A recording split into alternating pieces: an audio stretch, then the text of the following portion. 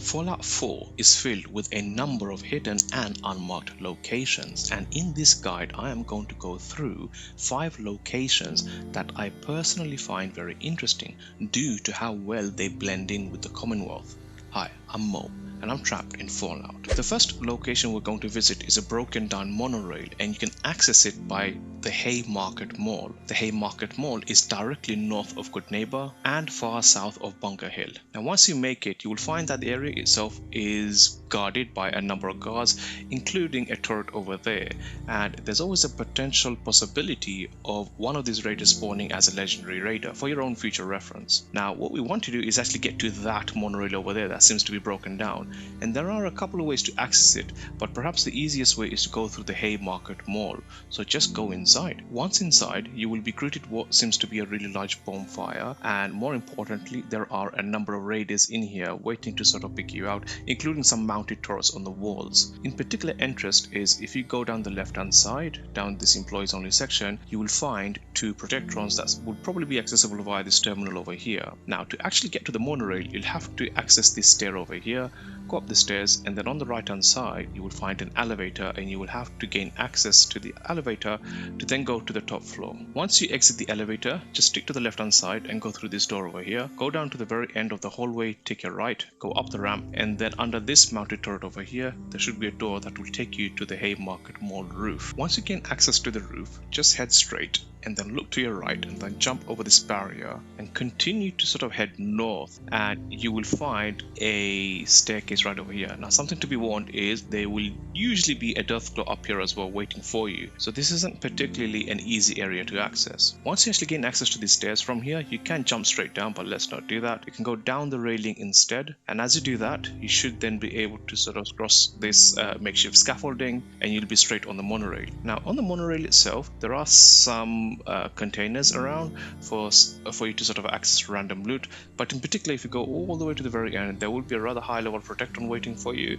This guy will shoot on sight, so be careful of that, but more importantly if you sort of go around you'll find a steamer trunk that usually has some decent loot, and if you do happen to follow the railroad then there's a high possibility that you will get a particular quest from a particular NPC to visit this particular place to place a particular item. That was very vague because I don't really want to spoil anything, but chances are you will need to access this monorail for that purpose anyway. But this was just another cool thing to discover whilst exploring the Commonwealth. Next we're going to visit a location called the Brooklyn Building, and to get to this location you will need to make your way to Diamond City. Once you get to Diamond City, from here just head north. Now chances are most people, if not all people, have probably found this location on your own anyway, but it's still a rather interesting location to explore. Again, head out of Diamond City and just go north, and as you do that, on the left hand side you should see a building that's sort of filled with super mutants. This is yet another unmarked location within Fallout 4, and it is particularly interesting because of the interaction between the Diamond City security NPCs and the super mutants that you will find here. So again, some of these super mutants are likely to be legendary as well, and they can be potentially high level, but if we go inside you will find that on the ground floor there's some super mutants, and if you go through the back then you will find some super mutant hounds as well. Now let's make our way upstairs to have a quick look. So once upstairs, again you won't find anything of particular interest other than the mutants themselves, but just out of interest, this area is just filled with super mutants, and they seem to be quite interestingly and rather worryingly situated right next to Diamond City, and it's just an interesting location for that reason alone. The next unmarked location is far west of Bunker Hill, so if you make your way to Bunker Hill and just travel west you will eventually get to this location known as the Cambridge construction site, and this particular area is actually broken down into 3 sections. You've got this here, which is the construction building, you have a warehouse over here, and you've got a garage as well around the back which we will visit. Let's start with the warehouse first. So when inside the warehouse you won't find anything of particularly high interest. You will find some containers, again containing some random loot, and if you make your way upstairs you will find a super mutant just sort of sitting right over there, and you will also find some beds. Particularly if you're playing on survival mode, you could use this as a checkpoint to quickly save your game, given that there is a bed in here and only a single super mutant. Next, if we visit the garage, nothing particularly of high interest here also. However, there is a weapons workbench here that you can use to potentially repair any weapons that you have, but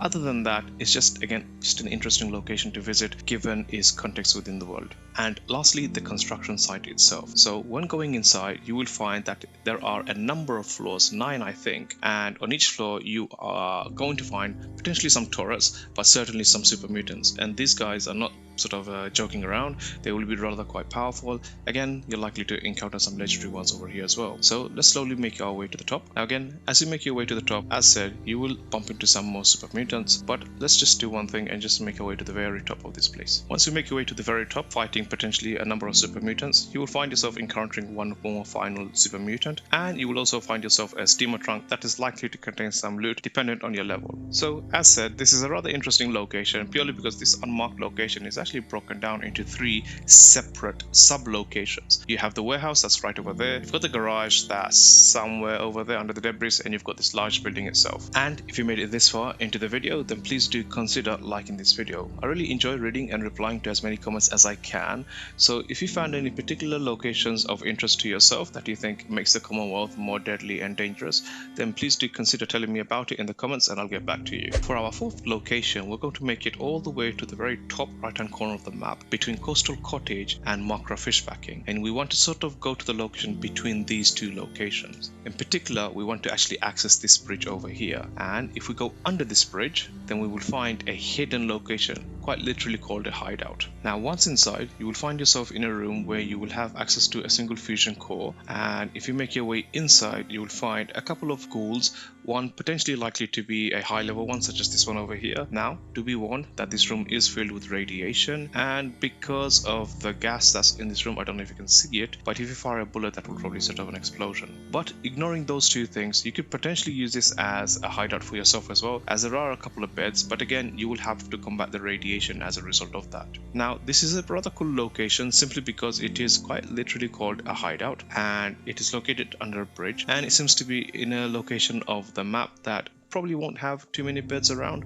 so this is quite possibly a good checkpoint to use, similar to another checkpoint that we've discussed on this list. For our 5th and final location, we are going to visit the Co-Play Station, which is accessible via the Boston Public Library. It is directly northeast of Diamond City. Now the whole idea of this station is to basically provide not a shortcut, but to provide another point of access to the library. So typically to go into the library, you'd actually need to go through this way, but you may not have access, or you can actually access the same library by going through this station access here called the Co-Play Station. I'm sure you've probably guessed by now, but this is again another common theme. Here we will find the station polluted with super mutants. So once you enter the station, if you just happen to go right, you won't find anything of particular high interest over here. What you really want to do is, as you enter the station, go down the left hand side down into this railway section over here. Now again, once you're down here, you will find yet again more super mutants, and one of them is likely to be someone that's holding a particularly interesting item that will take you out in one hit potentially. But